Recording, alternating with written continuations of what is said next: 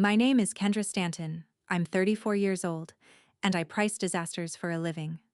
Last July, my brother put his two children in a taxi and sent them to my house. A house I had quietly sold 4 months earlier. I had said no 3 times, in writing. Darren hit send on one last text, switched his phone to airplane mode, and walked up a cruise ship gangway with a drink voucher in his hand. The taxi carried my niece and nephew through a summer thunderstorm and left them on a stranger's porch. The man who answered that door made one single phone call. What that call set in motion, the squad car, the caseworker, the handcuffs at the Atlanta airport, and the piece of paper my own mother slid across her kitchen table, my family never saw coming. Honestly, neither did I. Welcome back to Calm Drama Stories, where we share family stories about respect, boundaries, and the quiet strength it takes to hold them when the people you love push hardest. If your no has ever been treated like the start of a negotiation, this story is for you.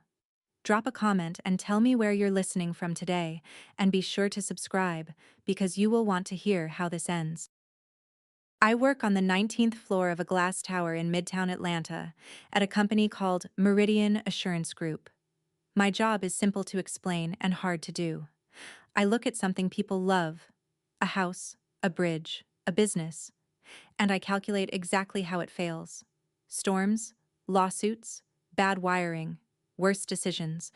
I put a number on catastrophe before it arrives. Clients pay serious money for that. My family got it free for 3 decades, and they never even knew they were my biggest account. I was the keeper of the spare keys. I was the midnight airport pickup. I was the loan with no due date, and the guest room that was never requested, only announced. When my father's transmission died, my savings fixed it. When Darren's card got declined at a pharmacy, mine didn't. I handled Grandma's insurance appeal, my mom's property tax dispute, and every Thanksgiving turkey since I was 25. That wasn't love, exactly. It was infrastructure. Nobody thanks a bridge. They just drive across it, and they get very offended the day it charges a toll. Here is the thing about being the reliable one. Reliability reads as consent. Say yes enough times, and your yes stops being a gift. It becomes a standing order. And your no? In my family, no was never an answer. It was an opening bid. Say it, and the negotiation simply began. Softer voices, guilt with a casserole on top. My mother's favorite speech about what families do. I'll be fair. Nobody twisted my arm. I kept catching them because catching things felt like being needed, and being needed was the closest I ever got to being seen. It took 2 children on a stranger's porch to teach me the difference between those two things. The rules in my family were never written down. They didn't need to be. I learned mine at 12, standing at the front door with my brother's inhaler in my hand because Darren, 15 and grinning, had forgotten it again on game day. My mother kissed my forehead and called me her little manager. It was the nicest thing she said to me that year. Her name is Paula, and she learned the rules from her own family. She had a baby brother, my Uncle Teddy, and she carried him like luggage for 40 years. Rent, bail money once, 3 Christmases where his gifts came from her card. She told those stories the way other women show off wedding china. I never once let him fall, she'd say, chin high. Teddy never learned to land either, but that part never made the story. My father, Frank, was an electrician for 30 years and silent for most of them. He believed peace meant agreeing with my mother a half-second faster than the argument could start. And Darren was the fun one, quick with a joke, first on the dance floor, the kind of charm that makes waitresses forgive him. He never carried anything heavy in his life, because every time he reached for weight, 4 hands beat him to it, and 2 of them were mine. He grew into a man who was 37 and had never once heard a no that stuck. That's not a personality. That's a diet. You become what your family feeds you, and they fed him rescue after rescue while I was fed the word responsible like it was dessert. People ask why I kept picking up the tab for a grown man. For a long time, the honest answer had 4 bedrooms and an address. I bought 4128 Maplewood Court in Smyrna when I was 28. $238,000, 6 years of brutal saving, A lawn I mowed myself the first evening just to feel it under my shoes. That house was my proof. Proof I existed as a person and not just a function. For about a year, it was mine. Then my mother asked for a key, for emergencies. Then Darren copied the key, for convenience. Then the guest room became the kids' room, and my Saturdays became drop-off windows nobody scheduled with me, and my backyard hosted 3 birthday parties I learned about from the invitations. Every protest got the same soft answer. It's family, Kendra. Last November broke me. Darren and Brianna's water heater flooded their place, which was real. And somehow the repair took 9 days that landed exactly on Thanksgiving, which was not. 5 people moved into my house. I cooked for 11, slept on my own couch, and found my study turned into a wrapping station. On day 6, I said quietly that I needed my house back by the weekend. My mother didn't even look up from her coffee. A house that big? For one person? God gave you extra so you could share. Everyone laughed. Not mean laughter. Worse, comfortable laughter. The sound a family makes when the arrangement suits everyone but the person paying for it. I stood in my own kitchen holding a pan I'd bought, in a house I'd bought, and understood that I didn't own this place in any way that counted. They had annexed it. Somewhere between the 9th load of someone else's laundry and the sofa I slept on under my own roof, my anger burned down to something quieter and far more useful. I started doing math. In January, I called my friend Terry, a realtor with a gift for discretion, and said the words out loud for the first time. I want to sell. Off market. No sign in the yard. She didn't ask why. Within 3 weeks, she brought me a buyer. Colonel Darnell Reeves, retired, United States Marine Corps, 61 years old, 32 years of service, widowed 4 years. He wanted a quiet street and a porch that faced east. He offered clean and close to asking, and we signed in mid-March. $412,000, keys in an envelope, my whole secret in a manila folder. I moved into a condo in Decatur, 25 minutes and one entire life away. I told my family the house was getting work done. Roof, pipes, mold remediation. I kept it vague and boring, which is the best camouflage there is. Nobody checked. Of course nobody checked. You don't inspect a resource. You just assume it will be there. Like water, like weather, like me. My mail forwarded. My Sundays happened at my parents' place in Marietta, neutral ground. Months passed and not one member of my family noticed I no longer lived at the address they'd been using like a hotel. At the closing table, Colonel Reeves asked me exactly one question that wasn't on a form. Anything I should know about the house? I looked at this stranger with his steady hands and his flag pin, and I told him the truest thing I owned. My family believes this house belongs to them. If anyone ever shows up, you don't owe them anything. He held my eyes for a moment, then nodded once. Understood. I drove to Decatur feeling weightless, like I'd finally moved my life out of a flood zone. I should have known better. It's my job to know better. Risk doesn't disappear. It just changes address slower than I did. Spring was the first season of my adult life that belonged to me. I drank coffee on my little balcony on Sunday mornings and heard nothing but birds and my own thoughts.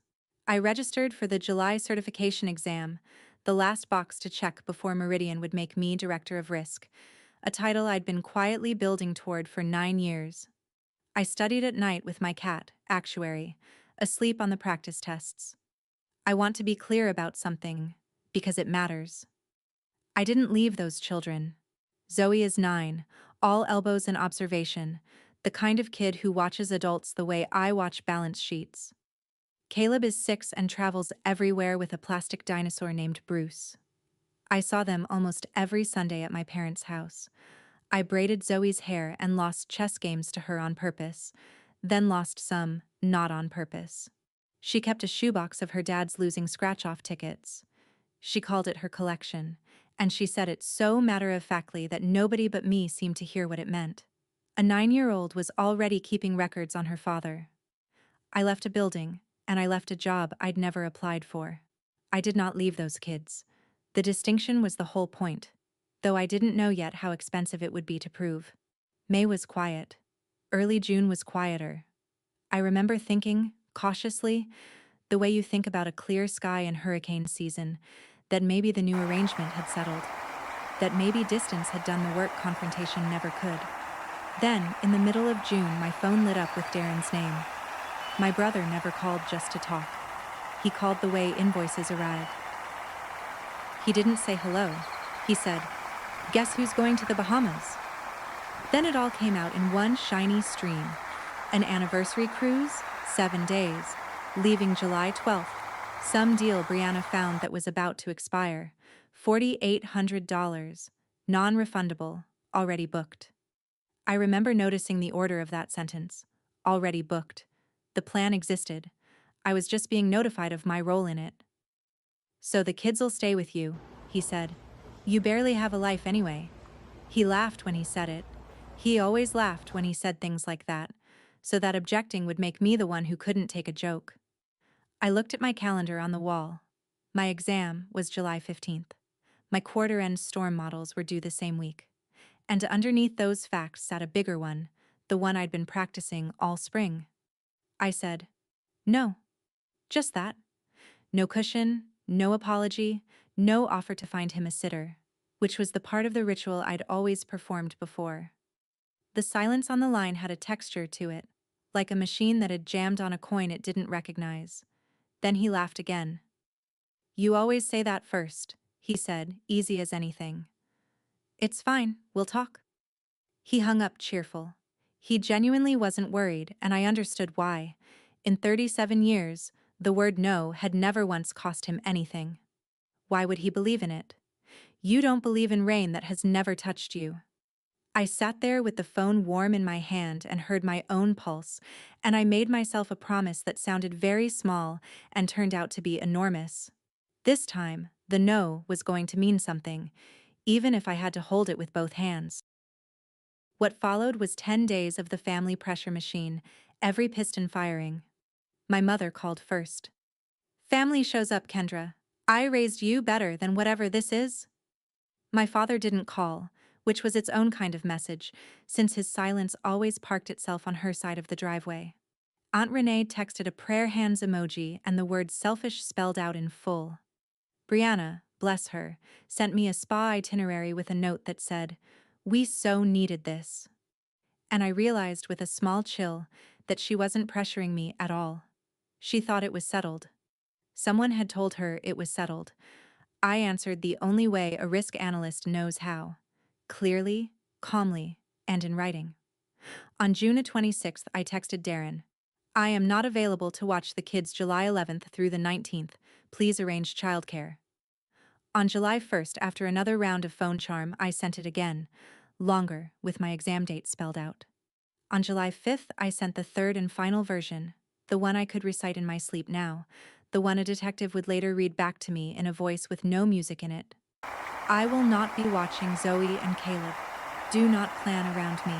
Please arrange licensed childcare. This is my final answer." His entire reply was a thumbs up emoji, one yellow thumb floating under a paragraph it hadn't read. And then, nothing. 6 days of nothing.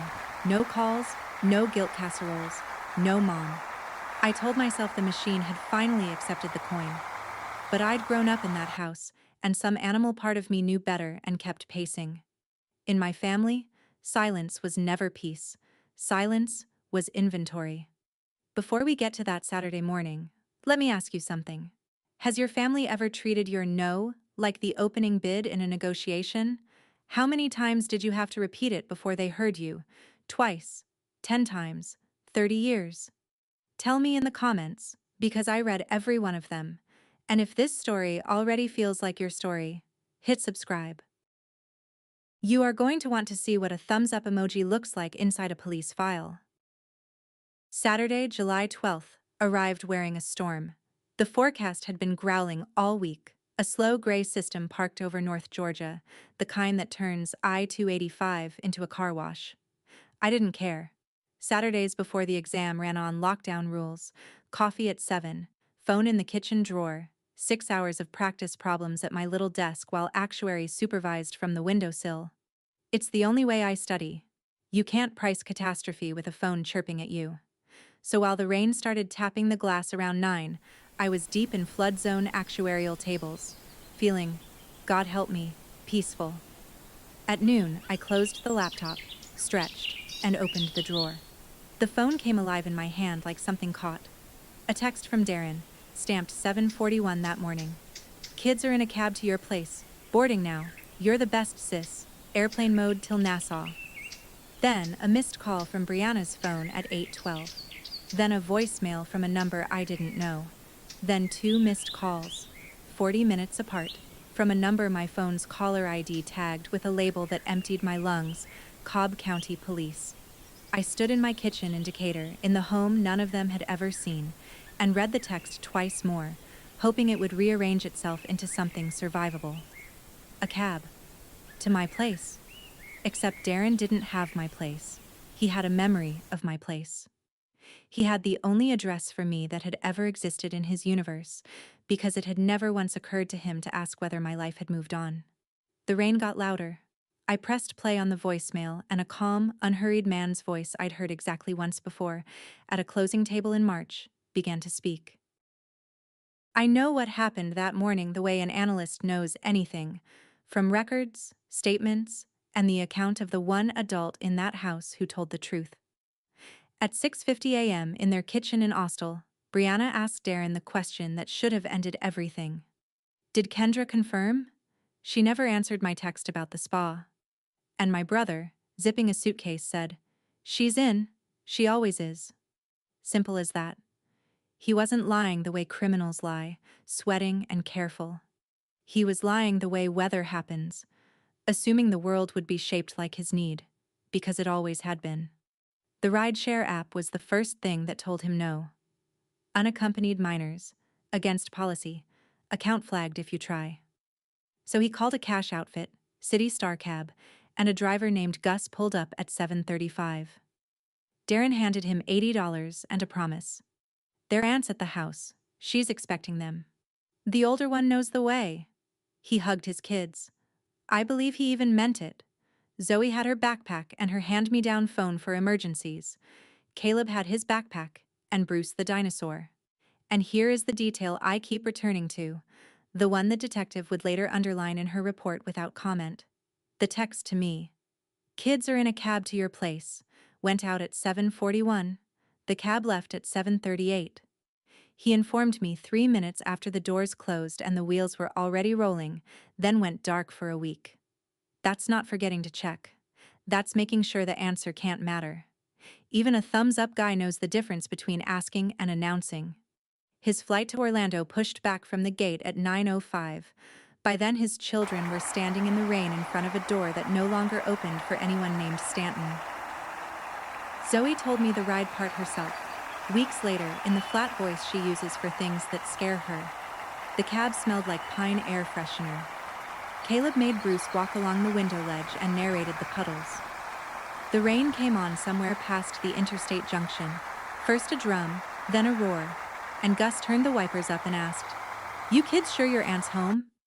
And Zoe said yes, because her dad had said yes, and 9-year-olds run on their father's certainty, the way houses run on wiring you can't see. She recognized the turn onto Maplewood before the GPS announced it. The magnolia on the corner, the blue mailbox. The backyard she knew had a swing, because I'd hung it for her myself 2 summers ago. This is it, she said, and her stomach did something she didn't have a word for, because the porch furniture was wrong, and there was a little flag by the door that hadn't been there before, and children notice everything and are believed about nothing. Gus took the backpacks out. The rain flattened their hair in the 10 steps from the curb. That hard Georgia rain that soaks a kid before a grown-up can even open an umbrella. Zoe rang the bell to my house. Through the glass she saw a shape coming that was too tall and moved too straight, and behind her the cab's brake lights were already smearing red down the wet street. Gus saw the front door beginning to open, an adult in the frame, close enough for cash fare arithmetic, and pulled away into the storm. The door opened all the way. A tall man with gray hair cropped close looked down at 2 dripping children on his welcome mat. It was not their Aunt Kendra. It was nobody they had ever seen in their lives. Caleb, 6, solve the situation the way 6-year-olds do. He asked the only question that mattered. Where's our Aunt Kendra? Colonel Darnell Reeves, 61, retired after 32 years in the Marine Corps, looked at the wet children, looked at the empty street, and did triage.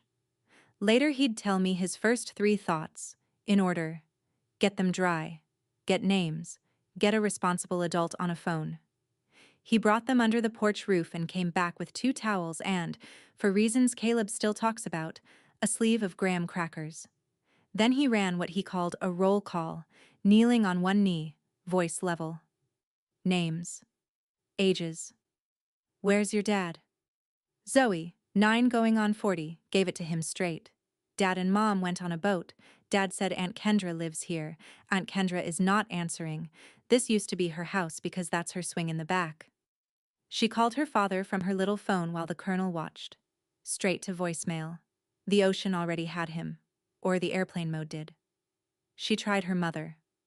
Voicemail. She didn't know her grandparents' number by heart because no one memorizes numbers anymore, and she didn't have mine because her phone had been set up by her father, and you can guess how much thought he'd given to backup contacts. The colonel stood on the porch of the house I'd sold him and, he told me later, thought about the strange thing the seller had said at closing. My family believes this house belongs to them. If anyone ever shows up, you don't owe them anything. He looked at Zoe wringing rain out of her sleeve and filed that sentence where it belonged. It was a rule about adults. He didn't owe the grown Stantons one single thing. What he owed 2 shivering kids was a dry porch and a decision. Here is what a man does after 32 years of responsibility for other people's children in worse weather than this. He does not shrug and shut the door. He does not load strange kids into his truck and improvise, because he knows exactly how that looks and exactly how wrong it can go. And he does not stand around hoping the problem evaporates. For 20 minutes, by his own account, Colonel Reeves worked the problem on that porch like it was a stalled convoy. Father's phone, dark. Mother's phone, dark. Grandparents, no number. The aunt, no number, though Zoe offered what she had. She does risk. At Meridian. Downtown. He left me the voicemail I would not hear for hours, his voice as calm as a man reading coordinates. And when the 20 minutes were up and every civilian option was exhausted, he did the thing he was built to do. He called it in. Not 911 with sirens. The Cobb County non-emergency line, which he had saved in his phone the week he moved in, because of course he did. I've heard the recording. The whole county has better things to archive. But I asked, and Detective Alvarez let me listen once, and I will hear it for the rest of my life. This is Colonel Darnell Reeves, United States Marine Corps, retired. I have 2 unaccompanied minors at my residence, dropped by taxi. Parents are unreachable and out of state. Children are safe with me on the porch. I need an officer and family services. No lights, no rush. That's it. That was the single phone call my brother never saw coming. No anger in it. No drama. Just procedure. The one force of nature my family had never once met. Because for 30 years I had stood between them and it, absorbing it, softening it, billing nobody. There was no one standing in the doorway anymore. There was only the doorway. The rest of that morning unfolded the way institutions unfold. Slowly, then all at once, with paperwork. A patrol officer arrived at 9:20 and took the porch scene in. 2 towel-wrapped kids eating graham crackers, a retired colonel standing easy, a doorbell camera blinking over all of it. A family services caseworker named Ms. Okafor arrived within the hour, crouched to Caleb's eye level, and admired Bruce the dinosaur with complete professional sincerity. Dispatch raised City Star Cab. The company pulled the trip sheet and found Gus, who confirmed it all before his shift even ended. Cash fare, 2 minors, no adult at pickup destination confirmed. Quote, the dad said their aunt was expecting them. The officer ran the address history. The county ran me. That's the part people don't think about. I wasn't hiding from anyone with a badge, only from my relatives, and a records clerk found in 40 minutes what my own mother hadn't noticed in 4 months. 2 calls went to my silenced phone, sitting in a drawer in Decatur under a coffee mug. Meanwhile, Zoe sat very straight on my old porch swing. The officer told me this later, and it's the detail that still gets me. Answering every question in full sentences, keeping her brother's hand in hers, being 9 years old and the most responsible Stanton at the scene by a comfortable margin. At noon, I called the number back, standing at my kitchen counter, rain running down the window. A woman answered on the second ring. Mrs. Stanton, Detective Alvarez, Cobb County. Do you know a Zoe and a Caleb Stanton? I said yes. She said, they're safe. They're at 4128 Maplewood Court. I think you'd better come out here. The floor tilted very quietly under everything I owned. I said I could be there in 25 minutes, and I drove into the storm. There is no manual for parking across the street from your own house. The magnolia I'd planted was dark with rain. The porch light I'd wired glowed for somebody else. I crossed the yard I used to mow and climbed 3 steps I could have climbed blind and stood on my own welcome mat as a visitor. And before I touched the bell, the door opened, because the colonel had seen me coming the way he apparently saw everything coming. Caleb hit me at knee height and held on like weather. Zoe walked over slower, checking my face first. Checking, I realized whether I was about to be one more adult who needed managing, then folded into my side without a word. Over their heads, Detective Alvarez introduced herself, flipped a page, and asked the question the entire rest of my life now divides around. Mr. Stanton, were you expecting these children today? I want to be honest about that moment, because this is the part I'd want someone to be honest with me about. I saw the exit. One yes. One small, merciful yes. A mix-up, my brother's hopeless with dates. And the machinery around that porch would have powered down on the spot. No report. No charges. Say it, and I could carry the whole thing on my back to somewhere quiet and bury it, the way I had buried 30 years of smaller versions of it. The yes was right there in my mouth, warm and familiar, tasting like every Thanksgiving I'd ever cooked.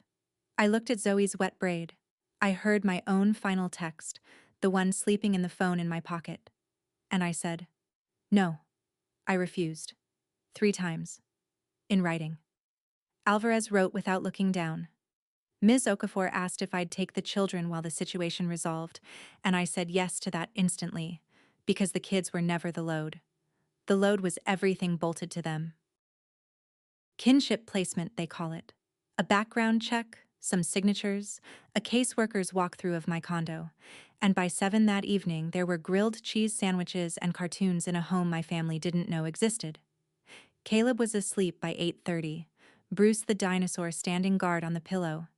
Zoe helped me wash dishes because she is constitutionally unable to be a guest, and somewhere between plates, she said, not looking at me, why didn't you tell us you moved? There are questions that are really doors, and behind that one was a hallway I wasn't ready for. I said something true and useless about grown-up problems. She nodded the way kids nod when they've clocked that you flinched, and dried her hands, and delivered the second question like it weighed nothing at all. Dad said you'd never say no for real. He says your no's are just how you warm up. She said it without cruelty. That was the horror of it. She said it like a fact she'd been handed with her cereal. One more law of the universe. Water is wet. Tuesdays are library day. Aunt Kendra's no means keep pushing. The machine wasn't just running me anymore. It was already training her. Teaching a 9-year-old girl by demonstration exactly how much a woman's refusal is worth in our family, which is to say nothing. A coupon. An opening bid. I tucked her in and sat on my balcony in the wet dark for a long time. For 2 more days, the ocean kept my brother safe from his own phone while his children slept down my hall, and a county file with his name on it thickened quietly on a desk in Marietta. Monday afternoon, the ship reached Nassau, and 40 minutes after the gangway touched the pier, my phone rang. 19 missed calls were waiting for Darren when his phone found a Bahamian signal, mine, Brianna's mother's, and a Cobb County number that had left instructions. He didn't call the detective first. He didn't call his children. He called me, and the first words out of my brother's mouth, verbatim, because I will never forget them. What did you do? Not.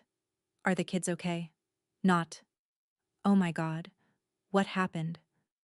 10 days of his own decisions had just landed on him, and his instinct, honed by a lifetime of soft landings, was to locate the person whose job was to absorb it.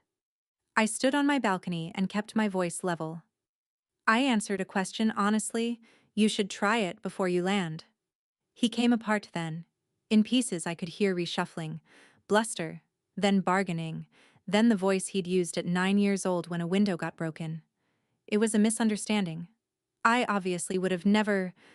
They said, what charge? Behind him, sharp as glass even over cheap ship Wi-Fi, I heard Brianna. She never said yes? Darren, look at me. She never said yes? And I understood that 2 investigations had just opened on that boat, and only one of them involved the police. The detective had told him, politely, that he needed to present himself in Georgia. The cruise line's refund policy told him the rest. They flew out of Nassau the next morning, seats bought at desperation prices, and I did the arithmetic I do for a living and found it almost elegant. The man who spent $4,800 to escape a babysitting fee was now paying panic prices to fly home into a warrant. Quick pause, because I can feel some of you yelling at your screens. Put yourself on that porch with Detective Alvarez for 1 second. One little yes from you and your family's whole problem evaporates. One honest no, and your brother lands in handcuffs. Which word would you have said? Truly. Be honest with me in the comments. I read all of them. And if you're new here, subscribe. Because we are just now getting to the part where my mother slides a piece of paper across a kitchen table. Tuesday, July 15th, was supposed to be my exam day. Instead, I deferred my seat to the August sitting, the first cost of all this that could be measured in dollars. And I was pouring cereal for Caleb when Darren's flight touched down at Hartsfield-Jackson. 2 officers were waiting on the jet bridge. The warrant had been signed the day before. Abandonment of a dependent child and contributing to the deprivation of a minor, misdemeanors both, built on a foundation my brother had poured himself. The driver's statement, the trip sheet, the colonel's doorbell camera, which had recorded the cab pulling away into the rain, and the timestamps. Those quiet little assassins. A cab dispatched at 7:38, a text to me at 7:41. He'd told me after the wheels were rolling, then made himself unreachable for a week. Intent, the law calls that. Tuesday, my family called it something else, because that same afternoon, my mother drove past Maplewood Court to look at the house, she said, to feel close to the situation, and saw a gray pickup in my driveway and a small Marine Corps flag by my door.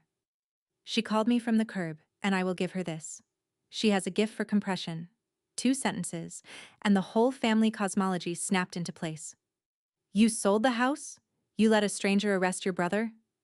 I stood very still and admired the engineering. In one breath, the sale of my own property had become a betrayal. A retired Marine answering his own doorbell had become my hired accomplice, and Darren, who had shipped his children across a county to an unverified address and gone dark, had been arrested by me. Grammar is destiny in my family. The verbs always find their way to my name. I said, Mom, ask me how the kids are. She hung up. The family group chat is called Stanton Strong. That night it earned the name. 84 messages between dinner and midnight, and I read every one, standing in my kitchen while the kids slept, watching my trial conducted in a courtroom where I had no seat. Aunt Renee opened proceedings. Blood doesn't call the police on blood, period. A cousin I hadn't seen since a funeral supplied case law. She could have just taken the kids. They're her niece and nephew. My mother posted a photograph of Darren at his high school graduation, which is apparently what passes for exculpatory evidence. My father posted nothing, which in that chat is a verdict too. Here is what nobody posted not once in 84 messages. A question about the children, whether Zoe was sleeping okay, whether Caleb was scared, whether 2 kids who'd stood in the rain on a stranger's porch might need anything at all from this enormous concerned family. The kids weren't the story. The kids were props in the story of what I had done to Darren. 2 messages did come to me privately. The first was from Brianna, and I've kept it. He told me you said yes. He told his lawyer that too, until the texts came out. I'm so sorry. The kids ask about you.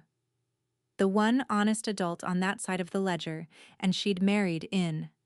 Not one drop of Stanton blood, which was starting to feel less like a coincidence and more like a diagnosis. The second was a phone call from my father that lasted under a minute. Frank Stanton, a man of few words and fewer positions, said, "Your mother's heart is breaking, Kendra." That was it. That was the whole call. 30 seconds of dial tone in my chest where a question about my heart might have gone.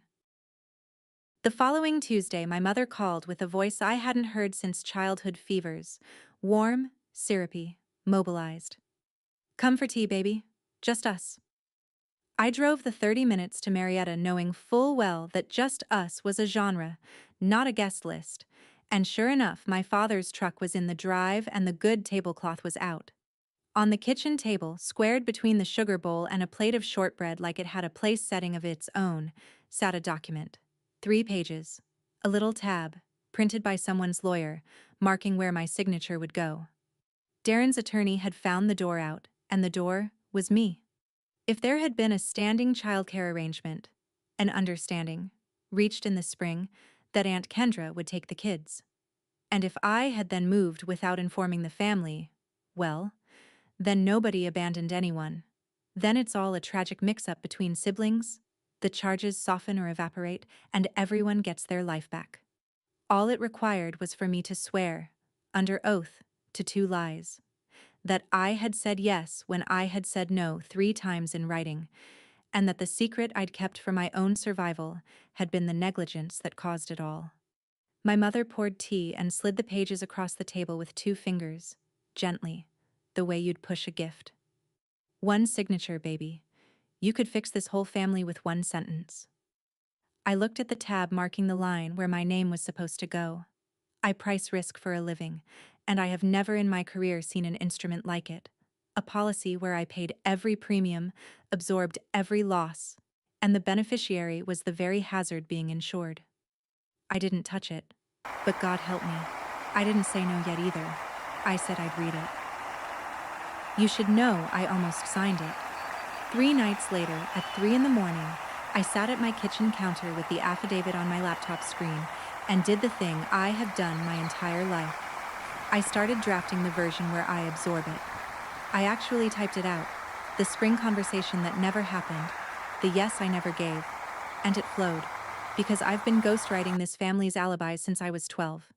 Then I opened my texts and read my own final answer, dated July 5th, and underneath the ache I felt my profession clear its throat. Look at the exposure, Kendra. His charges were misdemeanors. False statements under oath, in Georgia, is a felony. The math wasn't subtle.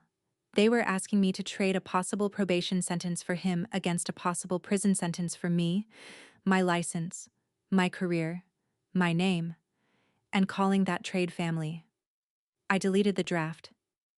And sitting there in the dark, I finally let myself replay the call I'd taken the night of his arrest. The automated recording from the county jail, my brother waiting on bond, my thumb hovering a long second before I accepted the charges. That night, for the first time in 37 years, Darren had spoken to me without charm, in a voice with a crack straight down the middle. Nobody ever let me fail, Kay, not once. Do you understand that? I didn't know a no could be real. I had sat with my hand over my mouth, exactly the way I was sitting now. It was the truest sentence he'd ever said to me, and the most damning thing anyone has ever said about our family, and he'd meant it as an excuse. He was not a monster. He was a man raised on a diet of rescues, staring at consequence like it was a species he'd read about but never seen. I heard him. I even believed him, and I had not offered to catch him.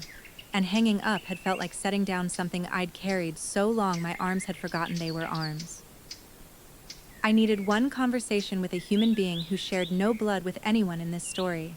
So Saturday morning I drove to Maplewood Court and knocked on my old door on purpose for the first time. Colonel Reeves didn't act surprised. He brought out 2 mugs of coffee, and we sat on the porch, him in a rocker, me on the swing I'd hung for Zoe, which he had left exactly where it was. I apologized for dragging a stranger into my family's mess, and he looked genuinely puzzled by the shape of the sentence. "Ma'am, I didn't unleash anything, I just answered the door." He let that sit, then walked me through his 20 minutes on this porch like an after-action review. The calls, the voicemail, the decision.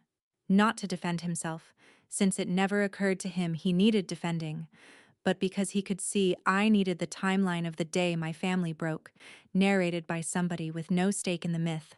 Then he told me one thing about himself, unprompted, over the rim of his mug. He had a son.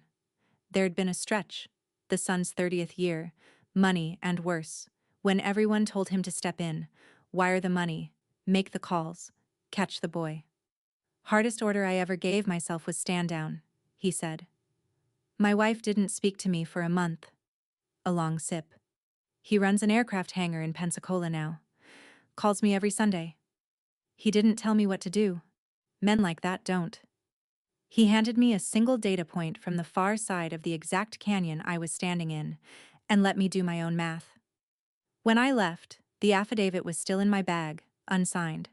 The family meeting, though the summons hadn't officially come yet, was 8 days out, and for the first time I wasn't afraid of what I could feel assembling. The summons came Thursday, by phone, in my mother's chairwoman voice. Sunday, 2 o'clock. The whole family, her house. "And Kendra, bring your signature or don't bother coming at all." There it was, finally, out loud.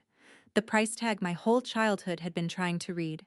My seat at that table had never been furniture. It was a lease, and the rent was due, and the rent was me. My father got on the line for exactly one sentence, the longest speech he'd given all year. "Your mother needs this, Kendra." Her need. His peace. Darren's freedom. Everyone's arithmetic on the table except mine. And, as ever, not one word about the two smallest people in the family, as if the case were about a scheduling mix-up and not about children in the rain. I hung up and looked at my calendar, where 2 appointments now sat stacked on consecutive days like a controlled experiment. Sunday, 2 o'clock p.m., family meeting, Marietta. Monday, 9:30 a.m., interview, District Attorney's Office, where Detective Alvarez had asked me to confirm my statement for the file. 2 tables, 2 days apart. On one of them, I could say the sentence my mother wanted. On the other, I would say the sentence that was true. The same mouth could not visit both. I did what I do at work when a client is about to make a catastrophic decision politely. I stopped arguing with the weather and started modeling it. I put the affidavit in my bag. Unsigned because you carry the exhibit. You don't become it. And I spent Friday being extremely good at my job, and Saturday I sat down at my kitchen table with a legal pad, and I ran the last risk assessment I would ever run for the Stanton family.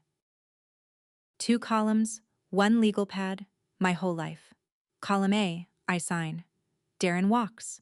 My mother hugs me at Thanksgiving and tells the story forever about how family closed ranks. And underneath, in the fine print where I live, a felony writing my name like a lien that never expires, my career 1 records request away from Ash, and a 9-year-old girl downstream of it all, learning her final lesson on the subject. That Aunt Kendra's no melted, in the end. Exactly like Dad always said it would. That a woman's refusal in this family is a bluff you simply have to outlast. Column B. I don't sign. The truth stands where the Colonel left it, in the doorway. My brother eats a misdemeanor he cooked himself. And I lose the table. Not dramatically. Nobody would post a banishment notice. But I knew the mechanics. The Sunday invitations would just stop. The story would calcify with me as the villain, and my mother's voice would become a thing I remembered instead of a thing I heard. I sat there a long time looking for column C. I'm good at column C. I have spent my entire life building column C for other people out of my own hours, my own savings, my own address. There was no column C this time. That's what made it the first honest decision the Stanton family had faced in decades. It had a price no matter who paid, and for once the question was only whether the bill would finally go to the person who'd run up the tab. I put down the pen. I slept, to my surprise, like a stone. Sunday, At 2 o'clock exactly, I knocked on the door of the house I grew up in. 11 people were already seated. The paper lay in the middle of the table like a knife set for dinner. They had staged it with real care, and I noticed the staging the way you notice a rigged scale. The photo albums were out and open. Darren's christening, Darren's graduation, the two of us at the lake in matching windbreakers, aged 9 and 6, which is a coincidence of numbers I refuse to believe my mother missed. Zoe and Caleb were not there.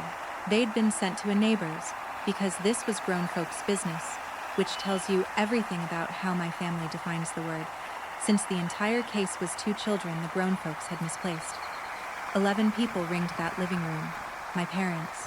Aunt Renee with her reading glasses on, holding printouts. Cousins deployed on the couch like jurors. Darren, out on bond, scrubbed and contrite in a collared shirt I'd bet money his lawyer chose.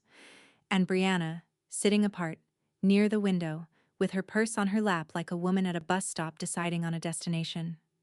The pen was already on the table, parallel to the affidavit, 1 inch of ceremonial distance between them. My mother opened with the albums, a guided tour of everything we owed each other, narrated in her softest voice. Then Darren stood and read an apology off his phone. It was smooth. It ran almost 2 minutes. And if you graphed it, as I did, every sentence bent to the same load-bearing beam. I'm sorry you felt unheard. I'm sorry this got so big. But we both know. And here, he looked up, and gave me the smile that has closed car sales across 3 counties. We both know you were always going to say yes. You're you. The room actually murmured in agreement, warm as a church. That was the pitch. My own reliability, 30 years of it, offered back to me as the evidence that my refusal had never been real, the fire presenting the fire department as proof there was never any danger. I sat with my hands folded and let the silence get expensive. Then my mother slid the paper the last 12 inches, and the room leaned in. I didn't raise my voice. I want that on the record, whatever else the family says about that afternoon, because the room got loud, and none of the loud was mine. I took out my phone, opened the thread, and read aloud. Dates first, like citations. June 26th. I am not available to watch the kids July 11th through the 19th. July 1st. The same, with my exam date. July 5th. This is my final answer. Then I set the phone face up beside the pen. Those were sent before he ever bought a cab ride. The detective has them. The DA has them. You've all had 30 years of me. You know I document. My mother's hand covered the affidavit like a woman shielding a candle. I kept my voice at kitchen table volume. You are asking me to swear under oath that my no was a yes. His charges are misdemeanors. Lying in that document is a felony. You want to trade his probation for my prison and call the exchange rate family. Aunt Renee started to say blood, and I let the word hang there unfed. Then my mother broke. Really broke. Her voice climbing to somewhere I'd never heard it. 1 sentence, Kendra. You could fix all of it with 1 sentence. And there it was. The family thesis, stated cleanly at last. Any wreckage, any size, and the repair is always 1 more sentence of mine, 1 more yes from the department of me. I stood up. My knees held. For 34 years, my no was an opening bid in this family. It stopped being won on a porch, in the rain. I looked at Darren, who was looking at the carpet. I've done the math on what this costs me. I'm the only person in this room who ever does the math. I know exactly what I'm losing today, and I am not signing. I picked up my bag. Behind me, my mother's voice went flat and final, the coldest I have ever heard it. If you walk out that door, don't come back Sunday. Any Sunday. I stopped in the doorway of the house I grew up in. The last doorway that had never once been mine, and I gave the truest answer of my life. I know, Mom. I priced it in. And I walked through it, into the afternoon, and the door I heard close behind me was so much quieter than I'd spent 3 decades fearing it would be. Monday, 9:30 a.m., a conference room with county carpet and coffee I didn't drink. Detective Alvarez, an assistant district attorney, my statement in a folder, and me. It took 40 minutes. I confirmed everything, dates and screenshots, in the level voice I use for board presentations. 3 refusals in writing. No arrangement. No misunderstanding. A text sent after the cab was already rolling. When they asked if I wanted to add anything, I said one thing for the record and meant every word of it. I'm not here to bury my brother. I'm declining to lie for him. Those are different jobs, and I've retired from both. The ADA almost smiled. Then I asked my only question, the one nobody at that Sunday table had asked out loud even once. What happens to the children's file? Ms. Okafor's report, they told me. Safety plan in place, kids stable with their mother, case on track to close if it held. Kids doing fine, kids asking to see their aunt. I signed where signing was true, and walked out into July sunlight feeling neither triumphant nor destroyed, but accurate, the way a ledger feels when it finally balances after years of somebody cooking it. In the parking garage, I did the last piece of business. I opened Stanton Strong, 84 messages of my own trial still hanging there unanswered, scrolled to the bottom, and pressed the button the app keeps in the corner for exactly this. Leave group. No speech, no parting shot. 34 years of standing between my family and every consequence they'd ever ordered, and my old life didn't end with thunder or a slammed door. It ended in a concrete stairwell with one tap, quieter than a text arriving. It ended the way the truth arrives. Somebody just answers the door. In September, Darren took the deal his lawyer built once the affidavit strategy died on my mother's table. Guilty to 1 misdemeanor count, contributing to the deprivation of a minor. 12 months of probation, a parenting course, court-ordered. 80 hours of community service, some of it. The universe writes its own jokes, at a youth shelter. No jail beyond the night of the jet bridge. He kept custody. Ms. Okafor's safety plan is running its 6 quiet months and is on track to close clean, which I genuinely count as good news, because whatever else is true, Zoe and Caleb love their father. The dealership was less forgiving than the court. You cannot run a sales floor while on probation for a crime with the word minor in it, corporate said, and Darren came off management, and the pay cut had teeth. My parents covered his legal bills, $9,000 I heard through Brianna, which broke my heart in a way I'd stopped expecting. Even now, even after all of it, the reflex held, catch him, always catch him, and mail the lesson to whoever's paying attention, because it was never going to be him. The force I grew up under didn't die that summer. It just lost one particular address. As for me, my mother kept her word, which I respect in a bleak sort of way. No more Sundays. The invitations simply stopped, the way I'd modeled on my legal pad, and at church her version travels well, the daughter who chose strangers over blood. But on the last Saturday of September, Brianna texted me a park name and a time, no committee, no permission slip. Caleb brought Bruce, Zoe brought the chessboard, and I brought nothing at all, for once in my life, except one thing I'd already set in motion that nobody at that Sunday table knew about. They still don't. You're about to. The week after I left the group chat, I sat down with the attorney who'd handled my closing and moved a piece of the Maplewood money where my family's weather can never reach it. 2 529 education accounts. One for Zoe, one for Caleb, seeded from the sale of the house their grandmother called communal, topped by an automatic $200 each, every month, drafted the same day Meridian pays me. Brianna is the only adult on that side who knows, and she carries the secret on one condition, my only term in the whole arrangement. The grandparents never hear of it. That condition isn't spite, it's engineering. The moment my mother learns there's a fund, it becomes the family's fund, and then it becomes leverage. And I have watched what this family does with pooled resources my entire life. I was the pooled resource. This money doesn't negotiate. It doesn't attend Sunday dinner. It just compounds, quietly, the way consequences do.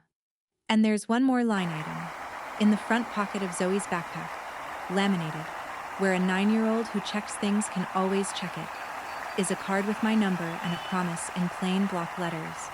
If you are ever stranded, call this number. A car will come.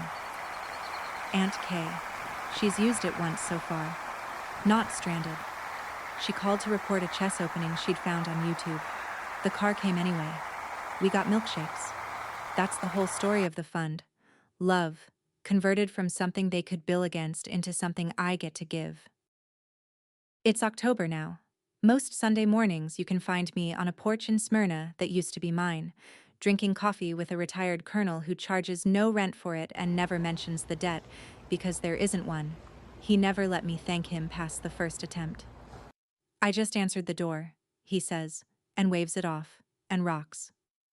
I passed the August exam.